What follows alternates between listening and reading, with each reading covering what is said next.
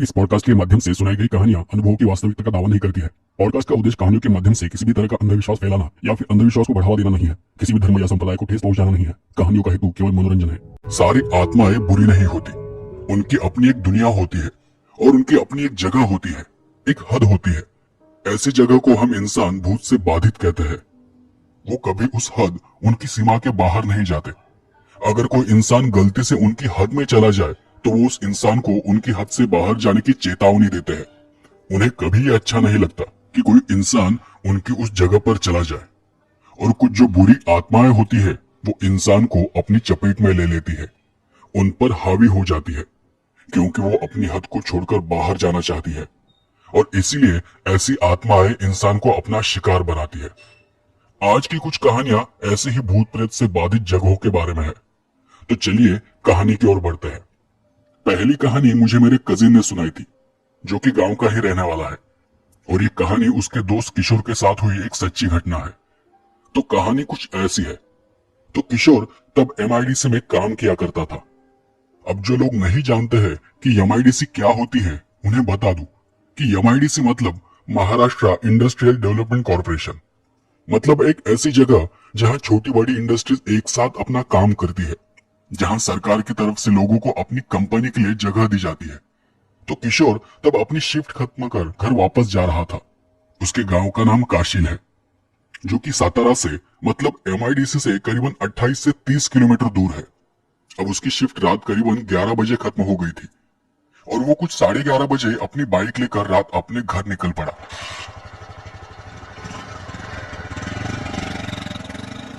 अब जब वो अपनी बाइक लेकर हाईवे से जा रहा था तो कुछ 12 से 15 किलोमीटर दूर जाने पर उसने बाइक हाईवे से मोड़कर अंदर की ओर ले ली। असल में वो वहां सिगरेट पीना चाहता था, पर आसपास कोई भी सिगरेट की दुकान, कोई भी टपरी नजर नहीं आ रही थी। तो उसने अपनी बाइक को हाईवे पर नहीं लिया और वो हाईवे के समांतर जा रहे एक रास्ते से बाइक को लेकर जाने लगा। उसने सोचा कि कहीं कोई टपरी दिखाई देगी तो गाड़ी को रोकना आसान होगा।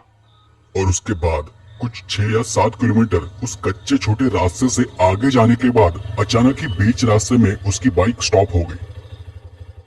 वो बाइक को स्टार्ट करने की कोशिश कर रहा था, पर बाइक स्टार्ट ही नहीं हो रही थी। वो बहुत ही सुनसान रास्ता था। तब वो बाइक से नीचे उतरकर देखने लगा कि बाइक में प्रॉब्लम क्या है। और जब वो बाइक को देख रहा था, अचानक उसका ध्यान सामने रास्ते के किनारे गया। वहां रास्ते के किनारे एक औरत खड़ी थी, जो कि दिखने में गांव की किसी आम औरत की तरह लग रही थी। हरे रंग की साड़ी, हाथ में चूड़ियां वगैरह। उसकी उम्र 40 से 45 के करीब रही होगी। तब वो औरत उसके पास चली गई और उस औरत ने कहा, माझा मुलगा आजारी आहे, मला घरी जायचंय, मला माझे घरी सोडा ना। उसके कहने का मतलब था कि मेरा बेटा बीमार है, मुझे घर जाना है और मुझे मेरे घर तक छोड़ दो। तब किशोर ने उस औरत को कहा, मेरी गाड़ी अभी अभी बंद पड़ गई है, तो माफ करना, मैं तुम्हारी कोई मदद नहीं कर सकता। और ऐसा कहते हुए जब उसने गाड़ी को किक मारी तो गाड़ी झट से चालू हो गई। थोड़ी देर के लिए किशोर भी चौंक गया, क्योंकि वो काफी देर से गाड़ी को शुरू करने की कोशिश कर रहा था, पर गाड़ी स्टार्ट होने का नाम ही नहीं ले रही थी। और अब वो एक झटके में स्टार्ट हो गई थी। तो किशोर को अंदर ही अंदर थोड़ा बुरा लगा। उसे लगा कि शायद अब उस औरत को कहीं ऐसा न लगे कि उसने जानबूझकर उससे झूठ कहा था कि गाड़ी बंद है। तो फिर किशोर ने उसकी मदद करने की सोची और उस औरत को अपनी गाड़ी पर बैठने को कहा। किशोर ने गाड़ी पर बैठने के बाद उस औरत से पूछा, घर कुठे है तुमचं? मतलब तुम्हारा घर किधर है? तो उस औरत ने अपनी भाषा में ही जवाब दिया था, बस थोड़ी ही दूर है, घर आने पर मैं तुम्हें बता दूंगी। अब किशोर की हालत थोड़ी अजीब थी, न जाने क्यों, पर उसे वो सब अजीब लग रहा था कि एक औरत जिसका बेटा बीमार है, वो इतनी रात को यहाँ बीच रास्ते में क्या कर रही है। पर दूसरी तरफ उसे उस औरत के बारे में बुरा भी लग रहा था। अब जिस रास्ते से वो बाइक लेकर जा रहा था, वो रास्ता एकदम खाली था। वहां न कोई गाड़ी थी और न ही कोई इंसान दिखाई दे रहा था। लेकिन पीछे वो औरत होने की वजह से वो बाइक को ज्यादा तेज नहीं चला पा रहा था। कुछ थोड़ी दूर आगे जाने के बाद उसने देखा कि आगे उसी रास्ते के किनारे एक औरत खड़ी थी। उस औरत ने गाड़ी रोकने के लिए अपना हाथ आगे किया और अब किशोर गाड़ी को रोकना नहीं चाहता था, क्योंकि ऑलरेडी पीछे एक औरत बैठी हुई थी। पर बाइक जैसे जैसे उस औरत के करीब पहुंच रही थी, बाइक अपने आप ही धीमी होने लगी। बाइक का स्पीड एकदम से कम हो गया। किशोर को तब ऐसा लगा जैसे उसका बाइक पर जरा भी काबू न हो, और फिर बाइक अचानक ही उस औरत के पास जाकर अपने आप ही बंद पड़ गई। वो औरत भी बिल्कुल वैसी ही हरे रंग की साड़ी में थी।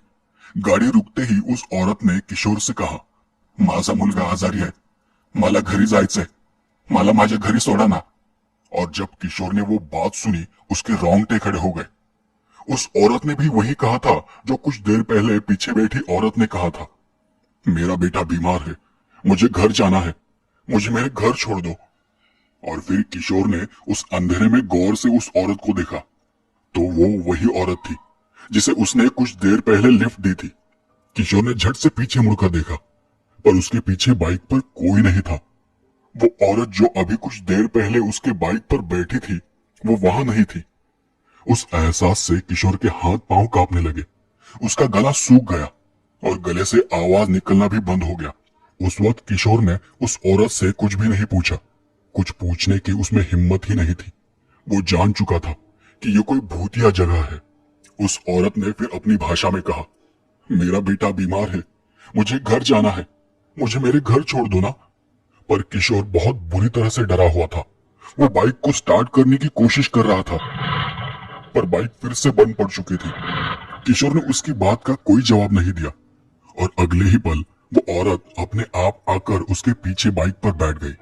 और जैसे ही वो औरत उसके पीछे बैठी, बाइक अपने आप ही स्टार्ट हो गई और अपने आप ही बाइक चलने लगी। किशोर अच्छी तरह से जानता था कि वो बाइक को चला नहीं रहा था, वो अपने आप ही चल रही थी। वो इतनी बुरी तरह से कांप रहा था कि उसकी हालत बहुत खराब हो गई थी। कांपने की वजह से उसके दांत भी आवाज किए जा रहे थे। उसका शरीर पूरी तरह से ठंडा पड़ चुका था।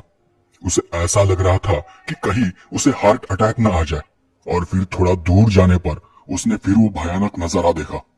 सामने देख उसके रगों में दौड़ता हुआ खून जैसे कुछ पल के लिए थम गया।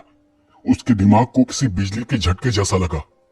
किशोर को फिर वहां रास्ते के किनारे एक औरत खड़ी दिखाई दी, जो कि बाइक रोकने के लिए हाथ दिखा रही थी।